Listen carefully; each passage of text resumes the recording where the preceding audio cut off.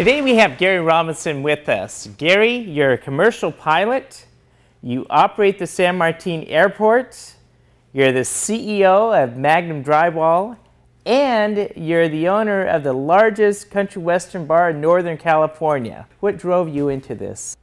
You know, I'm not 100% sure what drove me into it, but my father was a career officer in the Army, and then when him and my mother divorced, then next I knew we were on welfare, and so you know, I actually grew up on welfare for a good part of my life, going through high school and so forth.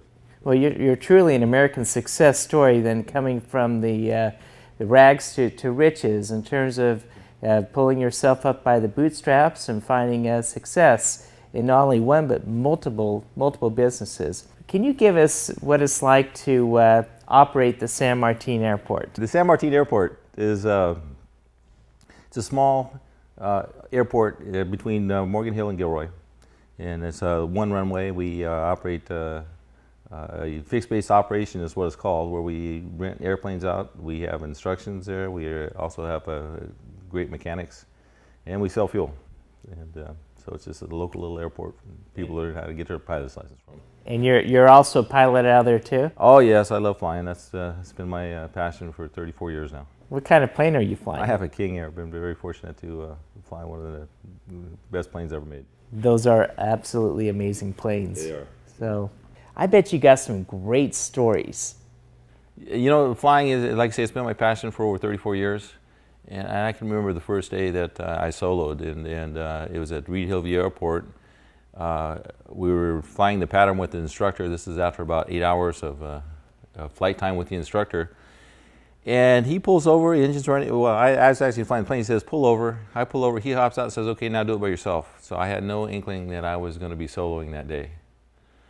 And being pretty much an 18-year-old kid, thinking, all right, no problem. You know, before I know it, I'm in the air and doing all the things that you have to do to get in the air.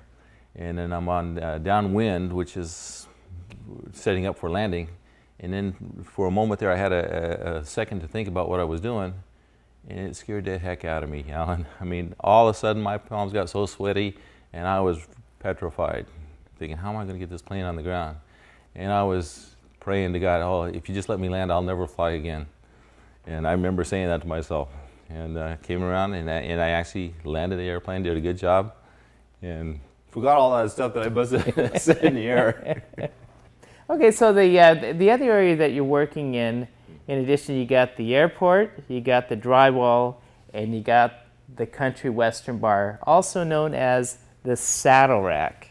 Yeehaw! Yeehaw! This is no ordinary country western bar. This is the largest country western bar in Northern California. Can you give us some background on how you came to be the owner of that? Oh, absolutely. It's quite a story in itself. Saddle Rack, first of all, Saddle Rack's been around for over 30 years now, and I have not owned it that long. But when Hank Gunther, the original owner, was ready to retire, he sold the land that it was on in San Jose, and made me a deal that I couldn't refuse, basically. You know, he was also a pilot, so we flew together, and I was not interested in a nightclub. I go, well, I got enough going on. I really don't need this. But he saw something in me that he persisted, and finally talked me into buying the Saddle Rack. And then we spent 2.5 years trying to find a place to put it, and that was no easy task. Finally, we ended up in Fremont, which we always heard rumors was probably the most unfriendly place to put a nightclub, but the relationship we've had with Fremont has been great. How many people will Saddle Rack hold? The capacity is 934 at a time, but on a Saturday night we can get 12 to 1,400 through there throughout the night. That's quite a crew there. It is. A lot of live bands coming through? You know, that was the game plan, was to have a lot and rotate it a lot so we keep it fresh. But so far we have been so fortunate to have some of the top musicians, probably in the country, but certainly in the Bay Area, come in there and get to a point in their career where they want a home.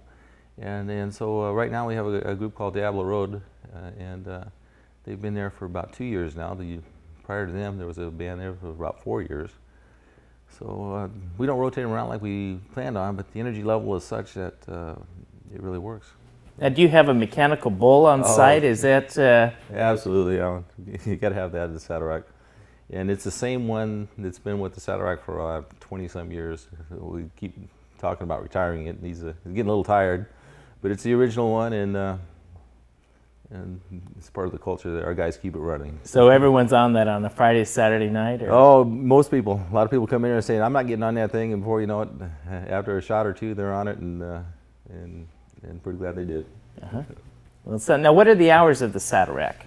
We're open on from Wednesday through Saturday, and it's typically from 7 till 12 on Wednesday and Thursday, and then until 2 in the morning on Friday and Saturday. How do you keep everything well organized and make sure that the businesses are on track and expenses are being carefully managed? What's your secret there, Gary? My secret probably wouldn't work for anybody else. A lot of people think I have ADD. And they might be right. You know, I don't really focus on any one thing for very long, it seems like. But the key I found is really get some good people with you. And you know, between Andy with the Saddle Rack and Eddie and Tom and Jeff and on Magnum Drywall, you know, we've got a good culture and things happen. So I think that's the secret. Put together a good team, treat them right. Gary, with all the success, Magnum Drywall, running the San Martin Airport, and the Saddle Rack, you know, you've seen a lot of success and prosperity over the years, but what does that all mean to you? Where do you get the greatest value? It is a great question. I got to say, being 54 years old now, I actually ask myself that question a lot. And there's a lot of things that still motivate me and push me and drive me. For example, last year I got my 2nd degree black belt. And that was a big accomplishment for me, especially at 54, that keep pushing to accomplish something else. I'd like to become a flight instructor to teach other people, and maybe that's what I'll do when I semi-retire, something along that lines. But another good thing that's coming out of this is it's helped me be able to give back to the community, and that's been fun too. Listen, it's been a pleasure having you on the show today, and we're happy to hear all the success that you found. Thank you, Gary. Appreciate it.